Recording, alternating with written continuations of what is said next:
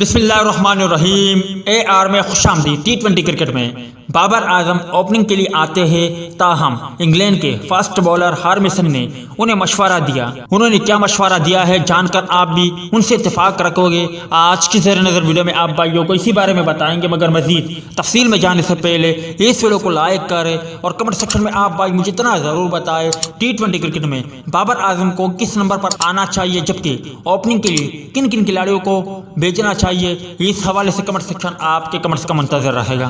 England کے سابق fast bowler Steve ہارمسن کا خیال ہے کہ فخر زمان کو کپتان بابر اعظم کے بجائے T20 کرکٹ میں اننگز کی شروعات کرنی چاہیے۔ ہارمسن نے کہا کہ فخر زمان اور محمد رضوان ٹاپ آرڈر میں پاکستانی ٹیم کا بیلنس بہتر بنائیں گے۔